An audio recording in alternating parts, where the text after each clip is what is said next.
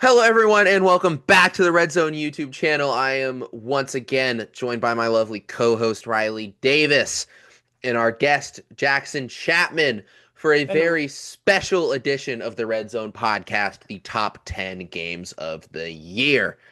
This is a pretty good year for college football. My list was easy for the top five, a lot harder from six on down, I think. Fair. I feel like for mine at least, like the order, well, besides 9 and 10, which I've said are not that serious, but like the order could go could switch around 4 through 8, Yeah, honestly. So, but I have a I feeling guess. like there's like some games that I'm gonna be like, "Oh yeah, shit, like I should have put that in here." Yeah, I feel like that happens every time. Yeah. But I guess let's get into our honorable mentions. Each one of us can say all of our honorable mention list, and then we'll go on. So my honorable mentions. First, I use entire season. So the rules of this video were that you are only allowed one game from your team unless it's like a consensus top 10 game of the year. So like Georgia, you can put two games in there because the Ole Miss Sugar Bowl is like very widely regarded. For IU, the Big Ten Championship is widely regarded. Um, so you're able to put more than one game in there. But just because I wanted to put I use whole season, specifically the Omar Cooper catch, the D'Angelo Pons pick six against Oregon, the entire Rose Bowl against Alabama. Um, yeah. Next, Duke versus UVA in the ACC championship game. Um, just on this list purely because the 12 hours that followed when we all thought the ACC wasn't going to get a team in the playoffs. And then they did. So tough one, Notre Dame. Texas A&M versus South Carolina from Week 12. Sorry, Riley, It's but fine. it is a very good game. From Week 5, Alabama versus Georgia, 24-21. Not much else to add. Very good football game. I always love watching Bama beat Georgia. I also didn't think they were going to win, so the surprise of that was fun. My next one, Vanderbilt versus Alabama, week 6, purely because watching Pavia get bitched for 60 minutes was hilarious. And then finally, the Zabian Brown interception, pick 6 against Tennessee to end the first half. Not the Tennessee game, but just that moment. That's wonderful. Yep. Jackson, honorable mentions. I have some honorable mentions. I have Texas A&M versus Notre Dame. I don't have the weeks written down for my honorable mentions, but That was I week thought it was a very, 3. very close game. I thought it was very cool how it came to the very, very last second. And yeah, that's good. I thought it was really, really good football. Next up, I have Arkansas versus Memphis. I think it's very, very funny how Memphis beat That's Arkansas. ethical. hmm Utah versus Kansas State. That made my Just long list. Yeah, absolute shootout. I thought it was very cool. I actually watched that instead of the Georgia Tech versus Pitt game because I thought it was just a very, very. I love just shootouts and like absolute no defense. It's a beautiful thing. South Carolina versus Texas A&M. I'm sorry, Riley. And Indiana versus Penn State because of the ending where Fernando Mendoza had his Heisman moment, I could argue one of many Heisman moments, but some games that I enjoyed for UGA, I enjoyed the Ole Miss games, the Texas games when we killed them, Florida because it was just terrible football on both sides, and the SEC championship for Bama actually, just because it was very, very nice beating Alabama. Because I thought about this, so in our band at least, every single red coat of every single year, their first loss was to Alabama, so it's just so rewarding to finally see us witness to beat Alabama. Roll Tide. Do not ask what the record is. But those are some of mine. Yeah, I low key am not. It's ultimately my list, but I think it's not the consistent consensus of the top 10 list. And there are some games I'm definitely missing out on, but I think for what I have, it's a pretty fun list. I love when I hear things that are in my top 10 on honorable mentions. I just think Yeah. it's funny. But One of your games you mentioned is in my top 10. one of a game that each of you mentioned is in my top 10.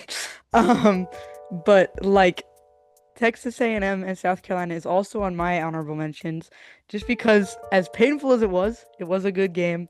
But the crash out that I had after it is not enough for me to push it into the top 10. It's Um, it's the funniest crash out I've Yeah. And experienced then this of year. course, this is my joke honorable mention if we're all ready for it. Clearly Texas and A&M, Miami in the playoffs. Like one of the honestly, it was close for my That's game of the funny. year. Close for my game of the year, really. Really? I mean, just like no. Also I said I like a good upset, so my other honorable mentions are FSU in the week one, FSU Bama week one, just because before FSU fell off a cliff and before Alabama like squeaked their way into the playoffs, like crazy way to just start the season for everybody. And then also an upset coming out of week two, Mississippi State ASU. So, because that was also back when ASU I was think that game number made my long 12. list. Yeah, number That had 12 in like the a country. I've said it before, I love an upset, so I got upsets yeah. on this list. And so, ranked upset is always, and then Mississippi State didn't have the greatest of seasons, but still had a good upset in week two. So, you know, They had a few nothing games to on my say. long list. I feel like Mississippi State had a lot of like shootouts Yeah, that they ended up had on like my a lot long of like list. they like fought a lot this year for like, They were better than their record gave them credit for. yeah. It's like it Um, sucks that you can't have like mercy points or yeah. like effort, A for effort. Well, let's move into the top 10. At my number 10, from the first round of the college football playoffs, Alabama versus Oklahoma, 34-24. This is the game I picked for Alabama. So, okay. So this is an objectively bad football game, Yeah. but Yeah. it's maybe the funniest football game that happened the entire year, which is why it's number 10 on my list. Just like the amount of bullshit that happened in this game. Oklahoma managing to lose to an Alabama team that was also actively trying to lose. Bama had -3 rushing yards at half of this game.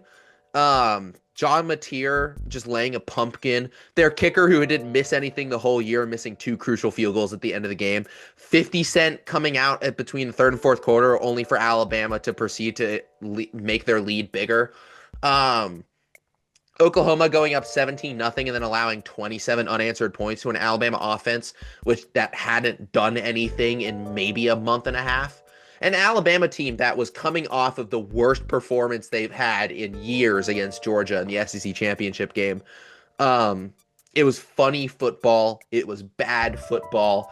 I laughed. Riley was there to see my just like stages of grief with I was pretty upset during the first quarter, and then after the first quarter ended I was like, wait, this game is funny. Like, it's a I would comedy. I say had my it's Joker less moment. grief and it was like more hysteria of just I was like, just like, what is this? Of just everything that was happening in that game was exactly what I predicted was going to happen. I was like, Bama's going to come out looking awful. They're not going to be able to run the ball. They're not going to be able to do anything because the environment is going to be like too much.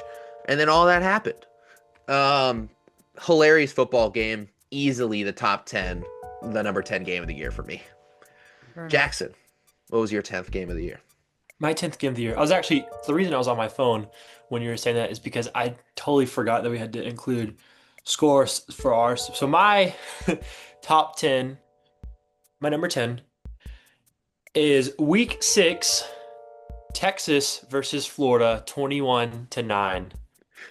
And this might be a bizarre pick, but if you just watch the game highlights, it is so funny because this is coming off a week where, or this is just coming off a Florida team that's looked so terrible, and Texas just got so destroyed and so owned.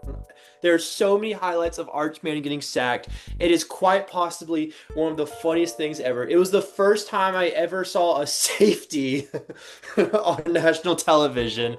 It was such a beautiful, beautiful game. And the best part was that Florida was also giving the game at the very end to Texas. However, Arch Manning sucks and decided to sell the entire game. And it was just so beautiful. It was maybe the funniest 24 hours of Twitter that preceded any football game this entire Yeah. year. The I Arch think Manning slander. I agree It with was that. beautiful. I think just like it's not the best game, but it's just so funny. I mean, that's why I put Bama Oklahoma on my list. Yeah, my Like, number that's a 10 bad and my game, number but it's 9 are hilarious. just like objectively very funny picks that My don't number matter 9 in is the the grand same. scheme of things. Because like my That's criteria fair. for my top 10 was just like how does this affect the college football playoffs for some games? Was it funny? That's a big one. Was it funny and was it good football? And with this one, it was just very, very funny. And Fair enough. I can appreciate Texas getting owned in the swamp. Yeah. Riley. I've already been told by both of you that you don't agree with my number 10. But the reason it's on here is because I get one game that is our team, and even though we lost this game, it was still a crazy game to be there. And mine is the Alabama South Carolina game, 29-22. Crazy game to be there. Crazy game to text Nate about. Crazy ending and a close game up until like the very end. Like truly. And then we South Carolinaed it and we sold it. But like texting during this game was literally both of us saying, I'm having one of the worst times of my life right now. And like neither of us were having fun. Like both of us were just like literally like having the worst night ever watching this game. And like What? heading into the game, Bama was number 4. So it's like, Oh, right. yeah, Oh, Bama was right. ranked Yeah. number 4 I heading forgot we into were this that game. high. So like literally like heading into this game it was like all the stakes and it was so stressful and like the stadium was like electric until the very end and so that is why it is on my number 10 Well, as an yeah, experience game and also just like very close. Like it was super close and it was like a very stressful high stakes game. So that's why it's on my number 10.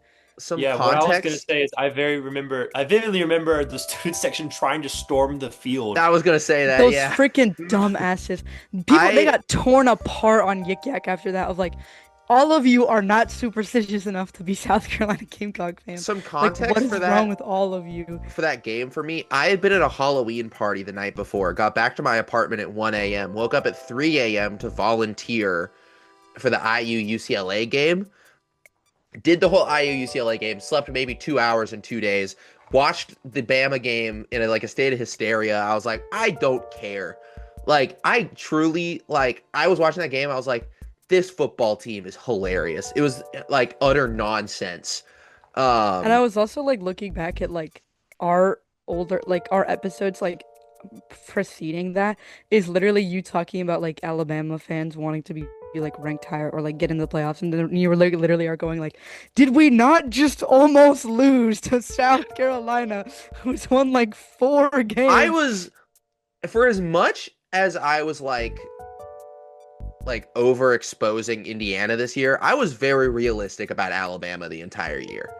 Like, other than saying they were going to win the national championship in my preseason predictions, which I kind of just said is like, I don't know. I said it because I had to. After the Florida State game, I was like, after the Florida State game, I said the team was going to win 4 games. So like, but I think that is a good number 10.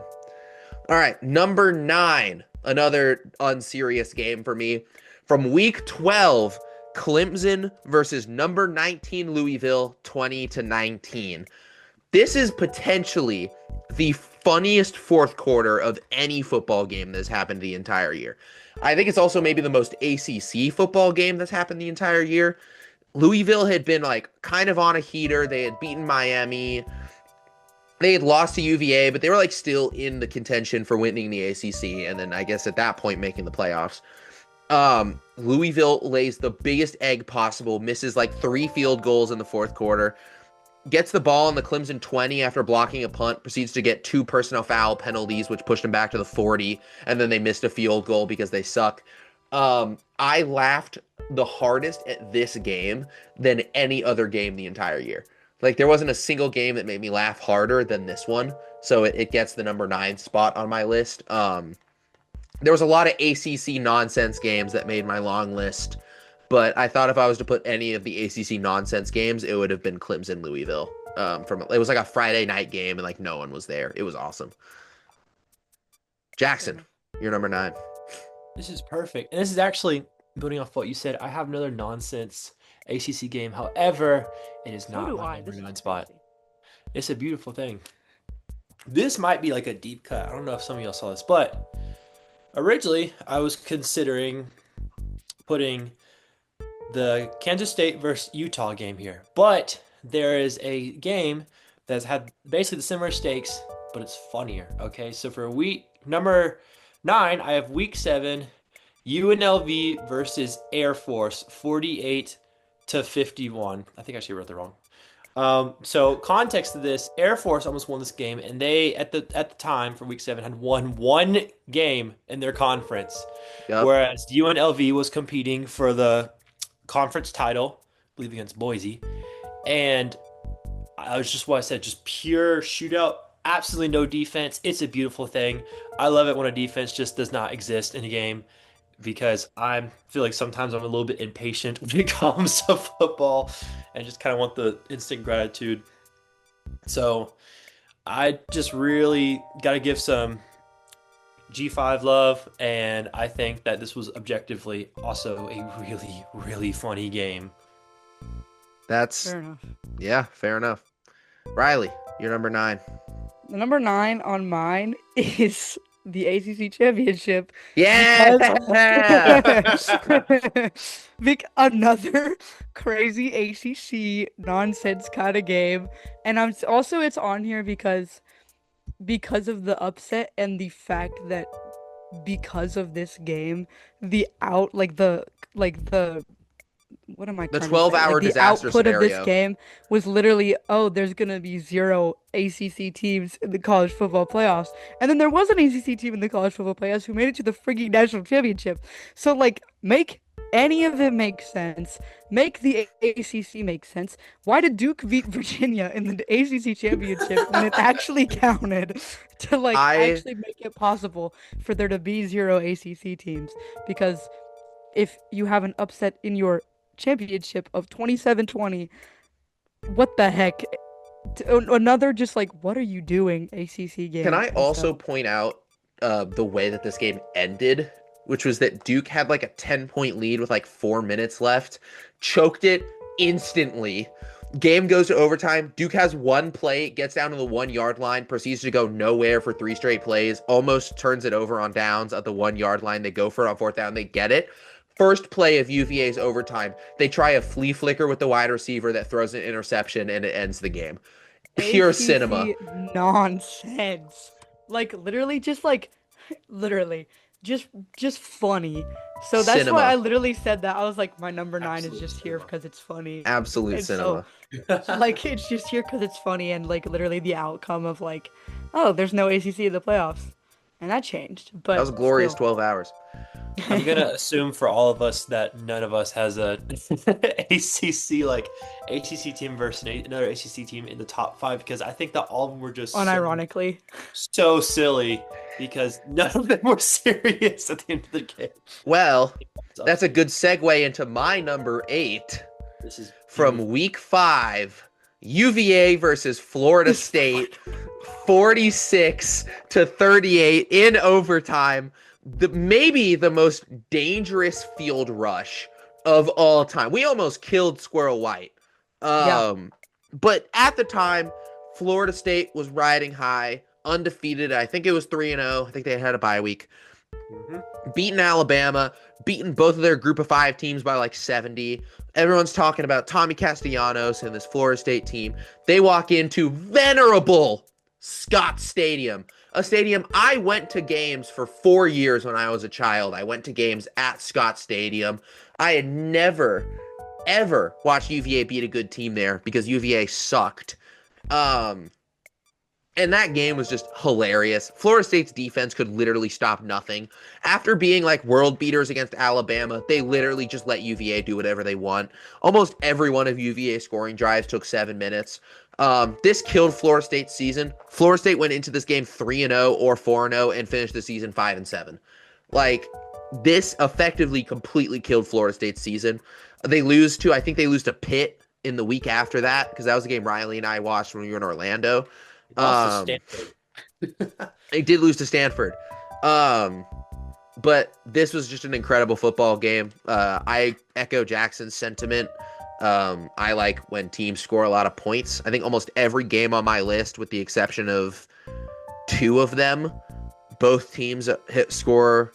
With the exception of 3 of them, at least one team scores 30 points. And this game ended 46-38 in overtime. And I loved it. Hilarious. Also, shout out UVA. They'll always have a special place in my heart. Jackson, You're number 8. My number 8 is week 2, South Florida versus Florida. 18 That's a to hater pick. 16. I mess with that. It's a hater pick, and I think it's hilarious how partially the reason that they won is because a Florida player spat on another Oh my Florida- God, on a South right. Florida player's face. Yeah. Yes. I hate Florida, so it just brought me so much joy after we were facing Austin P.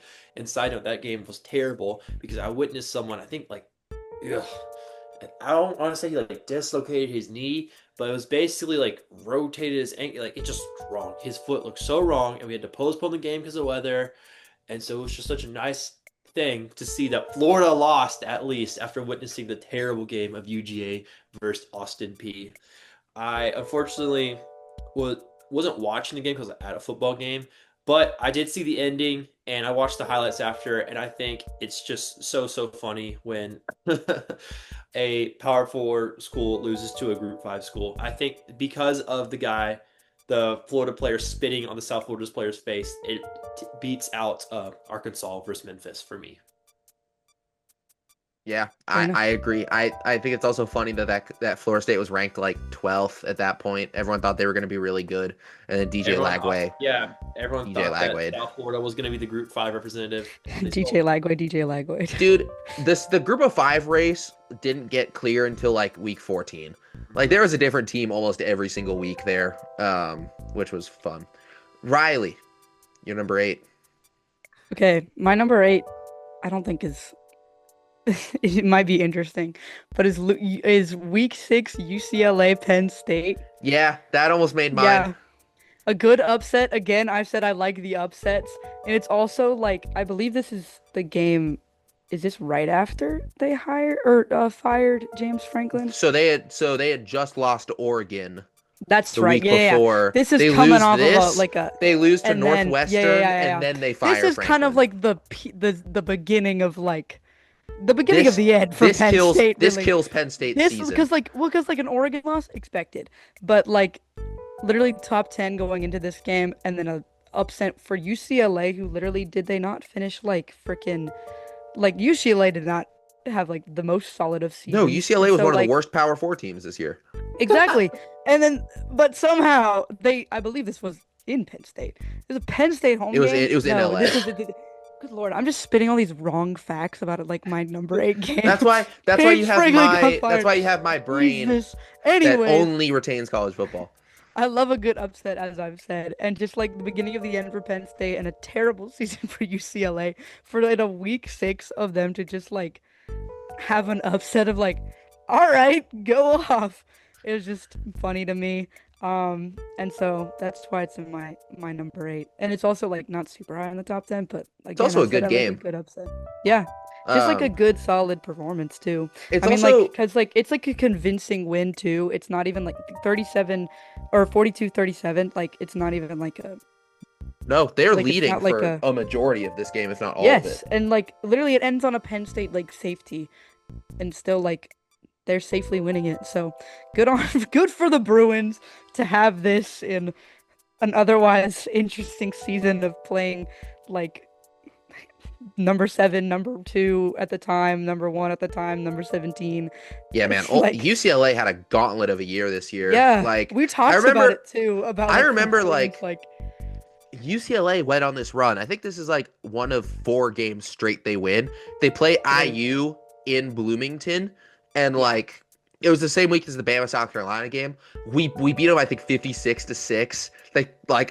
Nico throws a pick 6 They on the beat- second play of the game, So they and then started UCLA with just the- never gets to that height ever again. They started with the Penn State upset, and then they beat Michigan, they beat Michigan State, and then they beat Maryland, and then they yeah. lost to They got IU, shit and then canned. never recovered. They like were close-ish with Nebraska, like they won by like a touchdown, but like still, I think it's just like the performance of the season for UCLA in this game, and the beginning of the end for Penn State. So sucks. But My number 7 from week 2, Baylor versus number 17 SMU, 48-45 in double overtime. This might be a deep cut. I don't know if this is going to show up on either of your guys' list. But I watched the end of this game walking back from the IU football game. I think we had just beat like Kennesaw State.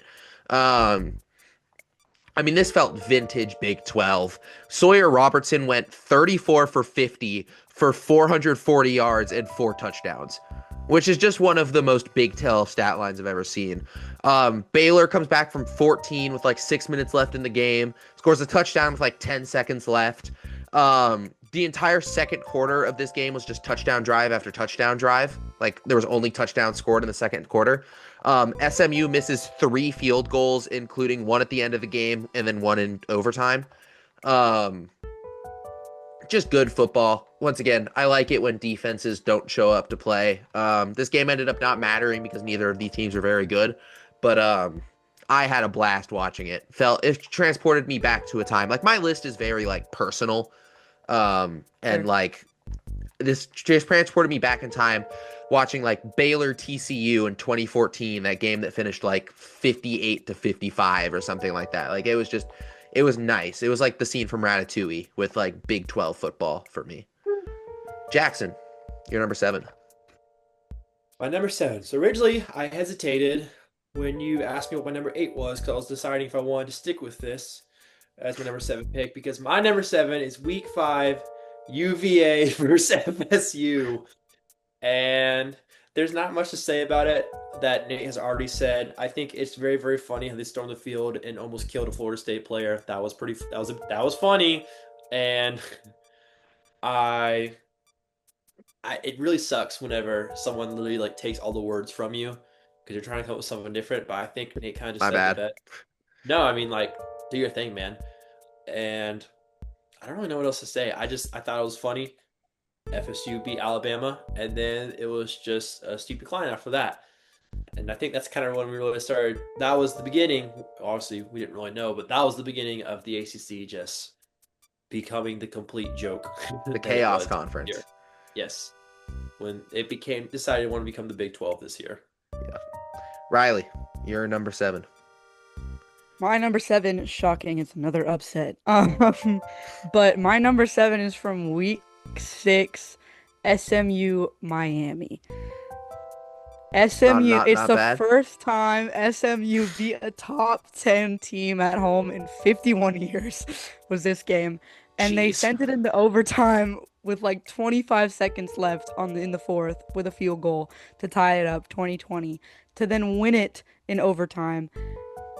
After, of course, an interception in Miami's first drive of the overtime. No way. So, Carson Beck threw an interception? Carson Beck just truly being himself. But, like, close game, an upset in overtime, like, just crazy, crazy stuff. I mean, like, good on SMU to, like, send it into overtime and, like, really fight for that to keep going and actually take it home, too. And also crazy stat for your first top 10 home win in 51 years.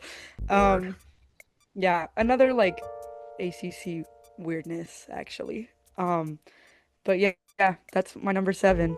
Crazy overtime. Solid upset. Number 7. Yeah. My number 6, a game that has already been mentioned, but it was in our honorable mention section. At number 6, from Week 3, Texas A&M versus Notre Dame, 41-40. I mean, this is just a good football game between two good football teams. Felt cool. Like, I felt like good atmosphere in South Bend. At the time, Notre Dame was coming off the Miami loss. They had a bye week. No one really knew what Notre Dame was. Texas A&M, no one really knew what A&M was. Like, this puts A&M on the map for this college football year. Like, they enter the top 10 after this game, and then they get as high as 3 at one point before the Texas loss. Marcel Reed, I think, has his breakout game here. The Notre Dame missed extra point shenanigans at the end with, I think it was like Ian Book. And this leads to the best crash out this podcast has ever seen, because this leads to Notre Dame being ranked at 0-2, which leads to Riley's crash out in Week 3, which is one of my favorite moments this podcast has ever had. Because it makes no sense. It did make no sense. It makes sense with hindsight. It didn't make sense at the time. It just is. It makes it funnier that Notre Dame missed the playoffs because of Miami and like truly just makes it so hilarious that they were still ranked at 0-2 and they had the whole clause of like, oh, if we're in top 12, we make it to the playoffs, and then for them to not make it in the playoffs, Well, just to clear up, that's not going to come into play until this year. That clause did not exist last year. still BS. Hilarious though. Yes, I agree. Jackson, your number 6. My number 6 was on both of y'all's long list. And I'm kind of surprised I didn't put it in your top 2 because this is a great upset pick. And I was looking at the stat for this when Riley mentioned their stat. So, number 6, week 2, Mississippi State versus Arizona State, 20-24. The last time that Mississippi State beat a ranked team at home was 1991. And I think it is really impressive how they beat the Big 12 champion, and they were by far the worst team in the SEC last year. And I think, it's just kind of like looking out for little bro mentality. It's also really funny to see the effect that Cam Skattebo had on Arizona State, and seeing him after he's left, and to see this, not necessarily the collapse, but I'd argue more of the impact that NIL has had on just evening out every single team. I feel like I don't have as much to say compared to y'all when it comes to talking about a lot of these games, but just good vibes. I love a good upset, and as previously stated before, just looking out for the little ones and shouting them out for their victories. Riley, number 6. My number 6, shout out to you, Nate, is Indiana in week 11, Indiana Penn State. Good game to watch, especially as someone who has no dog in this fight. Like, obviously I want like you to be happy, Nate, and have a lovely time, but like as someone who personally like has no dog in the fight and is just watching for football, good game to watch. Like, what a watch. And like literally crazy close game. Would have been a crazy upset. And literally, as you said, life-saving Omar Cooper catch that they reviewed, but it was a solid catch. Like he saved home with that catch. So truly just just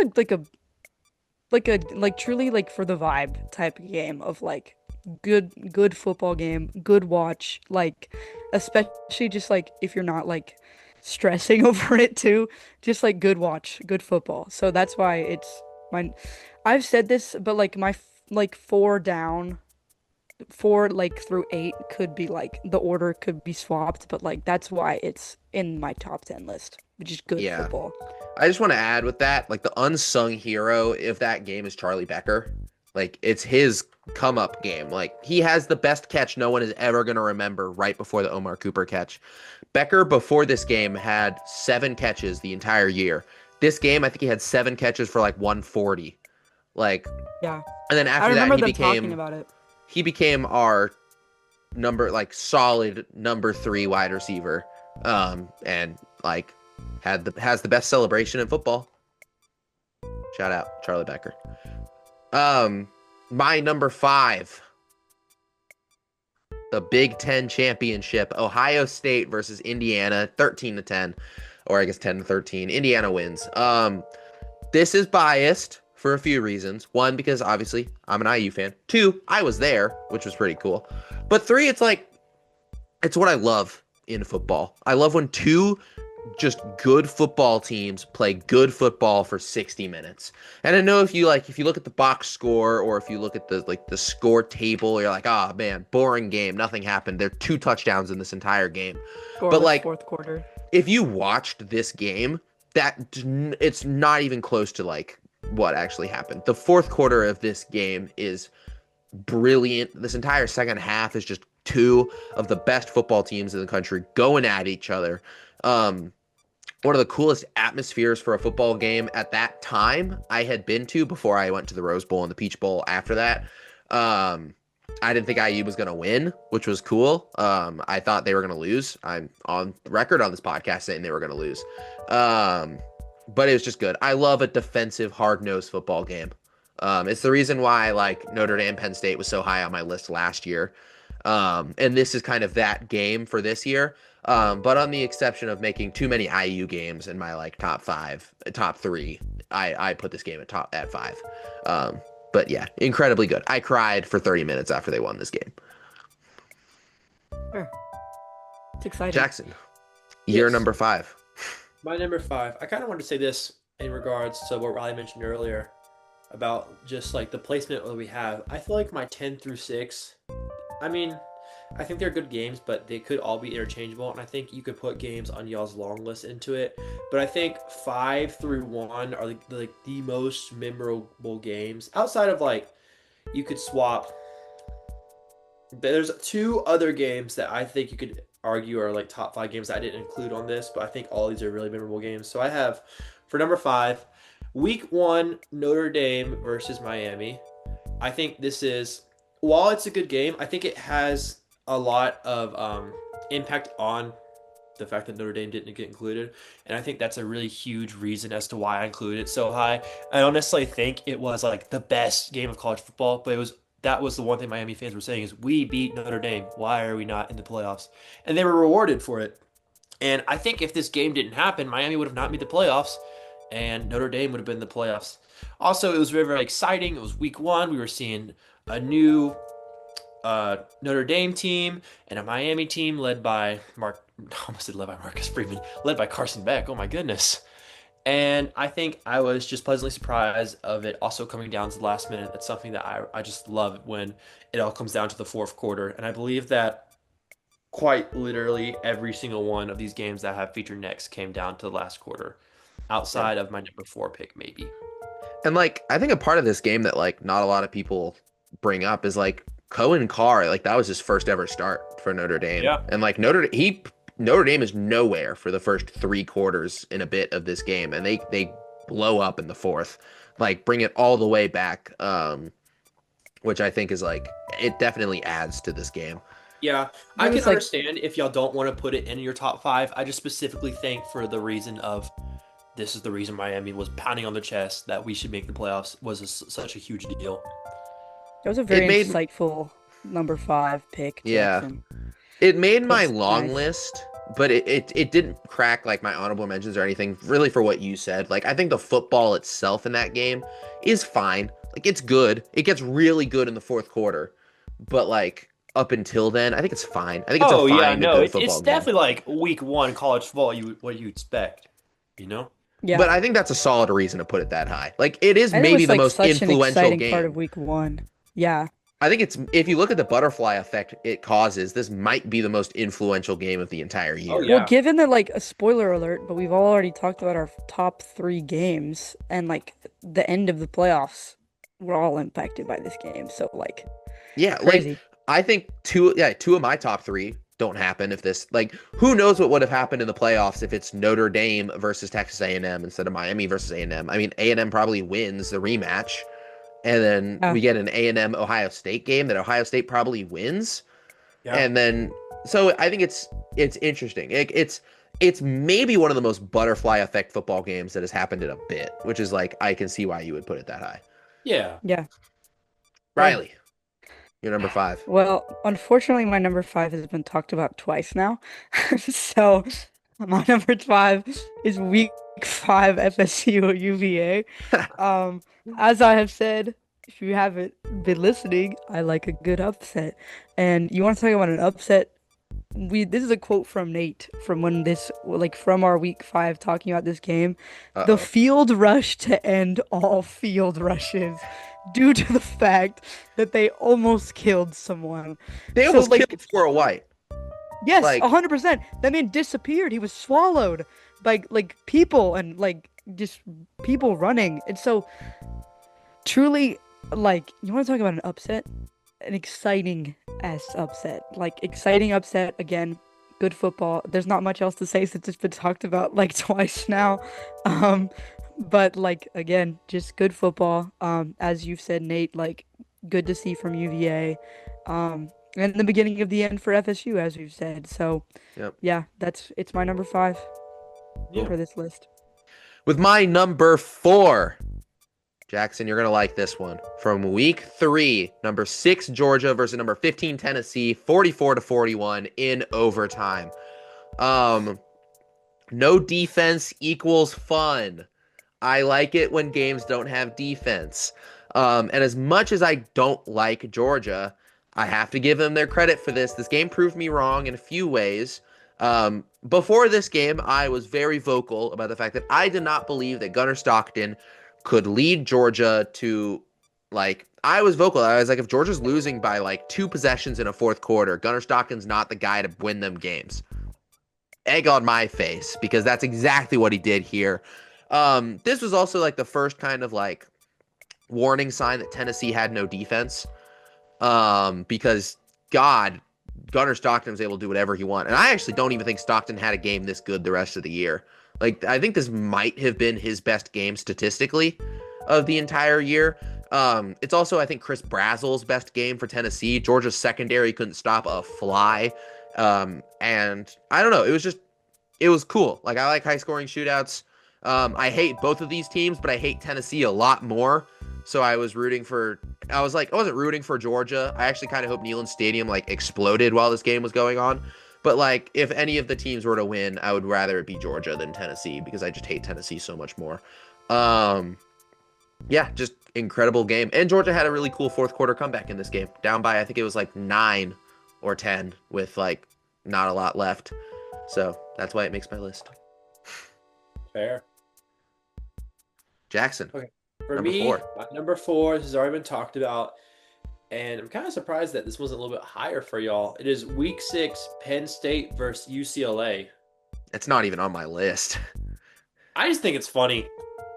It is. Yeah, I agree. I think it's the funniest game. Really funny. UCLA. What you said? UCLA didn't win a single game, and they beat Penn State, and we can really attribute that to the Oregon loss, but it's just really, really comedic how they just decide to sell. Yeah. And yeah, it's just the beginning of the downfall. And then, Drew Aller gets injured at the Northwestern game. So that was it. Yeah. Yeah, I guess I forgot to mention that. Aller does get injured in the next game, like out for the year. And then they fire Franklin. Penn State had a rough one. Penn State was the preseason number 3, I think. They were number 7 by the time it was the UCLA game. Yeah. Jackson brings up a good point. They were a preseason natty team. They were one of my picks to make it further. Like, they were in my upper echelon tier. I would have put Penn State. Type. Yeah, they were in the semis the year before with almost the exact same team. Yeah. Yeah. Oh, I mean, it proved against the Indiana game. They literally almost beat Indiana. Their roster was good. And people forget, because the scoreline is insane, but they were playing Ohio State incredibly close in the first half of that game in Columbus too. This wasn't a bad Penn State team, but everything went wrong and everyone got injured. They had the tools. It was just it just did not carry out in their favor. Riley, number 4. My number 4 has also already been talked about. But it is Week 3, Texas A&M Notre Dame. Another fight it out game. We talked about it being an early contender for game of the year, because it's early on. It was a fight it out game, and also just the fact that it the way it ended too, with the terrible snap and a muffed fumble, just terrible way to end it for Notre Dame. And so honestly, also an effect of again, led to one of the biggest crash outs, and also probably led to an effect of why Notre Dame, I know it's only Week 3, but why Notre Dame maybe got left out and left behind in the playoffs, because they had the head-to-head with Miami, they lost that. The head-to-head with Texas A&M, they lost that, and both those teams made it to the playoffs. So the outcome of this game, the ending of this game, and the effect of this game have put it pretty on my list and present. But also the fact that the scoreline is 41-40 coming down to 1 point. And so close ass game. And in an upset, because I can't remember. At the time it was. Notre Dame was I think 9th or something like that. Okay. And then they were 24. A&M was 16th, Notre Dame was 8th. Then yeah, that's okay, yeah. But it is a double ranked matchup, so it's not as insane. But truly just yeah, crazy game, Yeah. close game, and kind of just like what Jackson was talking about with his number 5 of like, kind of did like come back to kick Notre Dame in the ass when it came down to the playoffs. So Yep. yeah, Yeah. And now I think we're getting to the point where I think all of us have the same top three. So if I say the same top I three, think just we have chime in. different. Just chime in and we'll make it a rankings. discussion. Okay. We might have different discussions, but if we have the I same think we one, all have a different top 1, but they're all the same top 3. yeah. So if it is the same, Jackson chime in. may We'll make it a not. group discussion. I don't know, man. My number 3, the college football playoff semifinal from the VRBO Fiesta Bowl, Miami versus Ole Miss, 31-27. I really Do I like say this game. where this is for me, or do I just? No, if it Okay. isn't, I think if it isn't on the same number, Okay. we'll talk about it when we get there. Got it. I thought this was the most evenly matched game of the entire playoffs. And maybe, you know what? Maybe I'll save a little bit of what I want to say because I know that you guys will talk about it in the future. But last thing I'll say before one of you guys talks about it and we move on. Sad to see Ole Miss's miracle run of spiting Lane Kiffin end in the semifinals. An Indiana Ole Miss national championship would have been pretty cool. But yeah, that's what I got for number 3. Jackson. My number 3, and I'm also not going to say that much. Miami versus Indiana. I think Okay. it's a really, really That good is game. also my number 3. Hey, Cool. let's go. I You can say a lot. I don't have a lot to say about this game. have a very, very strong feeling that this will be on Nate's list later, and I think as an Indiana fan, as he's an Indiana fan, I don't want to say much. No I want to way. say, objectively, I thought it was pretty cool how the very, very end in Carson Beck's college football career ended in him throwing an interception. Yep. And it was a very, very well played game. It really makes you think. I was actually surprised. I really was convinced that Indiana was just going to dominate them. And I was thankfully proven wrong. I wanted a really, really good game. I got a really, really good game. And it kind of makes you think when,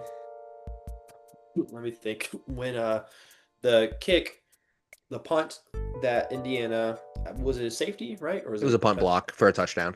Punt block for a touchdown. It makes me think how the game would have been because the score was 21-27. And if they didn't get that, it would have been 21-20. I'm still convinced Indiana would have won, but that is my one big hypothetical if that punt wasn't blocked, how would the game have ended? Fair. This is also my 23 or my 23. Hello, my number 3. Pretty similar to you, Jackson. I was actually like a little bummed out going into the national championship just because I also thought that Indiana was about to blow Miami out of the water, even though Miami did, like, I'll talk about it later in my other like top 3 games, but like Miami was fighting in the playoffs. And like I really did. Again, we've talked about it like kind of recently because we just talked about the national championship in like a Red Zone video, but like truly hilarious that Carson Beck ended as the number 1 country in the nation with an interception. Poetic. The reason that this is number 3 for me and not higher, as fun as it was to watch the second half of this game, the first half is what had it cemented at number 3. Just because, Yeah. again, from an outsider, like it's not my team in the national championship. Of like the first half, I was like, this is kind of boring. Of like, I was like, it's like really like nothing's happening. But then like the second half, very exciting to watch, very close game, ending it on an interception of like it literally being 6 points apart. Absolutely crazy. So yeah, basically I agree with what you were saying, Jackson, of just like good game, good end to like cap off Yeah. a good college football season, good national championship, better than I expected. Because again, I said I was a little bummed out because I thought it was gonna be like kind of a blowout national championship Oh, and like yeah, we witnessed the last game before was Oregon Yeah. versus Indiana, and that was terrible. yeah, and I was like fully expecting that to be the national championship, and I was gonna be like Yeah, I thought it was going to be Georgia versus Pumped. TCU part 2. yeah, and that was gonna suck. But yeah, that's why it's my number 3. All right. My number 2, which is probably both of your guys' number 1s. But you know, my number 2, college football playoff quarterfinal from the All-State Sugar Bowl, Ole Miss versus UGA, 39-34. I think this one-ups their regular season game. I think this is much better than the regular season game.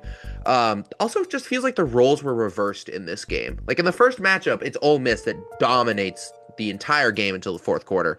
And here, it's UGA that maybe doesn't dominate to the point Ole Miss did, but it's UGA who has control pretty much the entire game. And then Kirby Smart turns into Kirby Dumb. Trinidad Shambliss turns into God.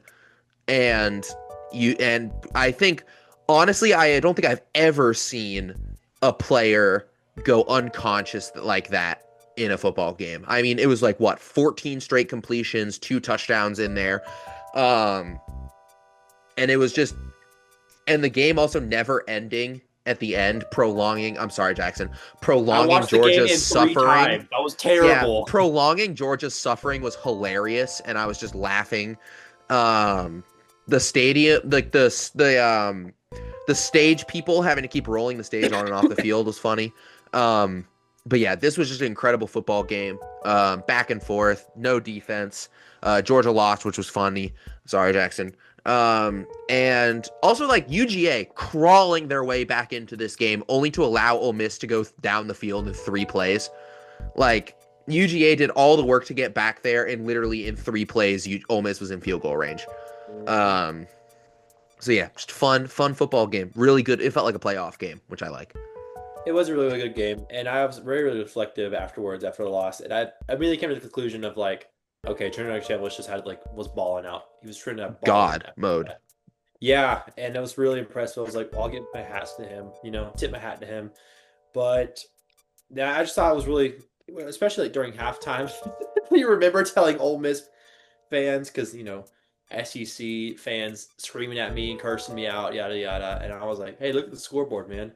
In the end, I was just really thinking about that. Man, I was making fun of these Ole Miss fans, and I'm watching this game ending 3 times with them rolling up the carts. That was basically an Ole Miss home game, honestly. There were so many Ole Miss fans, but I'll give the credit to them. I think that was really impressive with Pete Golding, right? Is that his name? Yeah. The head coach, Ole Miss. Yeah, I think it's really impressive what they did with what you said, their miracle run against us, and considering Lane Kiffin left, and even though I wish we were the ones in Arizona, I was very happy that they still made a great game with Miami. Yeah. Both of you two. I'm going off a limb and assuming you two have the exact same top 3. No, this Sugar Bowl is my number 2 as well. Nope. Really? Well, why didn't you The say Sugar Bowl's anything while I was talking about it? Because I was gonna let you say your piece. We could have made it a group discussion. Oh, well, I was just gonna say very similar things, like a blow after blow type of game, just duking it out. That was extremely southern. But just duking it out, with the 2 of them, and I literally in my notes is literally written Trinidad Shambliss turning into God. That's all my notes. Trinidad Shambliss going God mode. Yeah, literally, because the man locked in, and it was just another just good playoff game, good football game, just solid performance from both this literally is the game if you were of proving why you're in the playoffs type of game of Yeah. Oh, we do deserve to be here, and Miami especially is which is why I would say which is why by process of elimination my number 1 is my number 1 of just Yeah. good game, just solid all around. I don't even know what else to say. Just both teams fighting for it and wanting it. So just Also good. keeps up Georgia's first round or quarterfinal round curse, where they just, if they get a first round bye, they are toast. Yeah. Jackson, what is your number 2? My number 2 is week 3, UGA versus Tennessee. The orange is such a stupid color. What You're even not is a even Rocky putting Top? the It's Fiesta so Bowl on your dumb. list? What? Really? Really? No, the Sugar Bowl never happened. We never lost. Tennessee. Oh, sorry, the sucks. Sugar That's Bowl. all I'm gonna say. Sugar Bowl's not Gunnar Stockton is the GOAT. We are winning next year. I will see y'all in Vegas. And yeah, orange is an ugly color. I hate it so I much. agree. I agree. I don't even know what to say. That was a beautiful I find game. it funny how Tennessee choked. all three of our main rivals, pushing IU out of it, all three of our main rivals have orange. This is such an ugly color. Bad color. Wow. Yeah, I mean, I guess I probably wouldn't also put the Sugar Bowl on the list if I was the team that lost it. I guess that makes sense. It's not that I lost it. It's that I'm kind of the person where I'm extremely biased putting UGA Tennessee at 2. I don't want to have 2 UGA teams, and like the entire point of this list for me is like highlighting other teams. Like I was very conscientious of like not wanting to have too many SEC games, even though I had a lot already. But I just 2 feel like IU all the games on sugar. my list. What? I was just making a joke. I was like, I have 2 IU games on my list. Well, I mean, you guys won the Natty. I feel like it's fair. But like, while the Sugar Bowl is a great game, I low key like. I enjoyed UGA Tennessee a lot more, and it's not even like. No way. I didn't enjoy. It's not because we lost with the Sugar Bowl. It's just I don't know. I don't. That game never happened. Anyways, on to the next one. Honestly, Wow. Pavov reaction. Yeah, sure. So do we have the What is a same Rocky top Top? game? Why do they sing what is a Rocky Top? Like it's just like what even is a tiger? You know. Wait, yeah. We don't even What play them is next your year. Why are you guys' volunteering top- to lose? Okay. My number 1. What a surprise. The national championship, Miami versus What? Indiana. I'm just going to quickly say it because you guys said pretty much everything. This is without a doubt my favorite football game of all time. I've had the 2 weeks to let it sink in. It still doesn't feel real. This is easily my favorite game of all time. I also cried a little bit after this game ended. We burned Kirkwood to the ground. That was pretty cool. Yeah, I never thought I would see a national championship when I came here. It gets me. It doesn't get me emotional talking about it, but like, it gets me. Yeah, I would say a little emotional. Like it's cool. Being here has been cool. Like I love Bloomington and like this city. No matter what the dumbasses on the internet will tell you, this city has always cared about Indiana football. It's just, but they've never been good. So yeah, very cool. It's like the opposite of when they asked Carson Beck what it was like to be on a national championship campus, and he was like, "Oh, I don't take classes here," but you're just, it's just like, no, it feels good to be here. It felt even better when I got a stomach virus the day after we won the Natty that I didn't eat any food for 3 days. This is, I will say, because you guys did not mention it, the Fernando Mendoza touchdown is maybe the second or third most iconic play. I say it in college football, like history in championship games. Like the list that I would put would be 2nd and 26 against UGA at 1. Because I think that is, taking my bias aside, one of the greatest championship game moments of all time. The Vince Young touchdown against USC, and then the Mendoza touchdown against Miami. I have never seen a single quarterback say, "Fuck you, we're winning the Natty," more than Mendoza did in that moment. I didn't say anything because I wanted you to talk about your own team. And then, as you guys said, Beck ending on an interception is poetic. Just kind of. Yeah, lots of hugs. I hugged so many random people that I didn't know. And then that's probably why I got a stomach virus. 100. But yeah, that's my list. What is your guys' number 1s? Jackson. My number 1 is the Fiesta Bowl, Miami versus Ole Miss. So is mine. Mm-hmm. Matchy. It was a good game. Really, really good game. I think with that moment, kind of what Riley said, like, going into that game, I honestly, like, didn't care if Ole Miss lost or won. I just wanted a really, really good game, and I got it. And I thought it was really cool seeing Carson Beck hit the sloth ball out. I thought it was, even though, like, I have my feelings on him, I still, ultimately, I'm the type of person where, like, even if you've done me wrong, like, I still wish the best for you, you know? And You're a better man than me. yeah, it was also really cool seeing Ole Miss, and it's just like it literally came down to the last play, and you could have argued there was pass interference in the play. Like that's the beauty about it. Yeah, I wasn't gonna mention that because I was gonna let Yeah, because I wanted to get to it when you guys brought it up, but that Well, was 100% pass interference. Like, I don't know what they were smoking, not calling that. I'm just excited because it makes me excited to see Tony and Mark Fletcher both coming back with Is Fletcher after coming that. back? I think so. I don't know. I'm just excited to see the damage they're going to do since weren't they literally both freshmen? I know Malachi Tony was a freshman, but No, Fletcher's been there for at least is Mark Fletcher well, coming? regardless of while you're searching it up, it just makes me more excited for the Oh, he next is season. coming back. It makes me excited for the season because of it's just ultimately the grand theme of these two teams would have never. I mean, Miami has a lot of history with the college football playoff and Natties, like in the early 2000s, 2000, 2001. However, NIL has just given so much more opportunities. Like we were featuring talking about teams such as like UVA, South Florida. These teams would have not mattered if it wasn't for NIL, and it makes me really optimistic towards next season in that we'll have new faces and new challengers wanting to take a spot to compete in the national championship. That's kind of all I have to say about it. I thought it was just a really, really good game and just kind of wanted to say that note in for the future of Redcoat. Yeah. Of not Redcoat, oh my goodness, of the Red Zone podcast when y'all cover these new teams that y'all hadn't covered in this season because of NIL. Yeah. Yep. I got Yeah. mostly similar thoughts. Like Nate said about it is sad to see Notre Dame's like run end, but like what a game to end it on, kind of. Is it Miss. sad to see Notre Dame's run? Oh, Not Notre you meant. Dame, Ole Ole Miss. Miss. I can't I was about to speak. say like, No, like it's is not at it? all sad to see Notre Dame's run I was end. like, I kind of No. hate Notre Dame. Ole Miss. Yeah, we've talked about I think we rant about Notre Dame on this podcast. Ole Miss. Sad to see Ole Miss's run come to an end. Old Um, piss.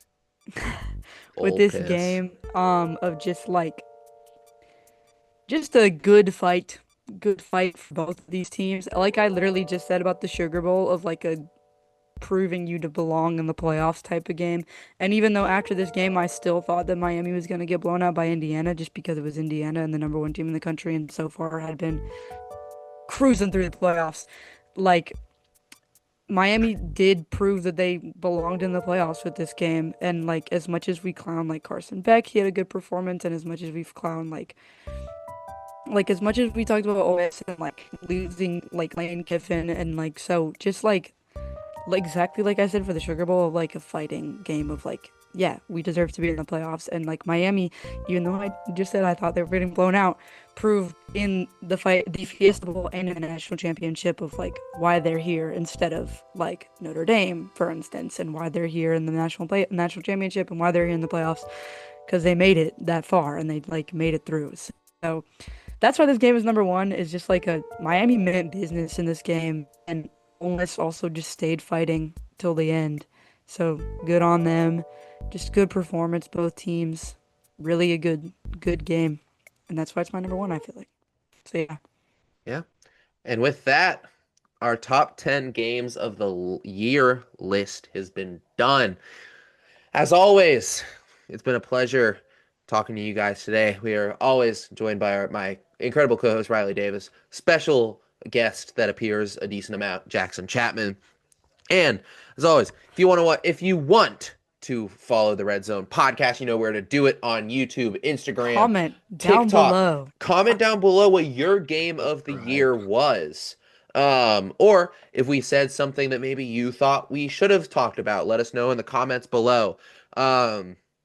And just, hey, sound off. Let us know what we got wrong. Tell us that maybe we suck at our jobs, or tell us that we're good at our jobs. That would be But this actually also is more. a for fun list, so Yeah, so don't take it too seriously or you'll be considered a loser. Well, we will see you guys later. Maybe more top 10 lists, maybe definitely more content coming in the off season. We're not going to let you March guys Madness go. is coming up in like a month. It is. And hey, I know a certain basketball loving, basketball coaching person who has frequented this podcast once or twice that we could potentially bring on. We're not saying any names, though. You'll have to keep with us to find out during the tournament. As always, that was the Red Zone podcast. And And remember, go Hoosiers, baby. Bye.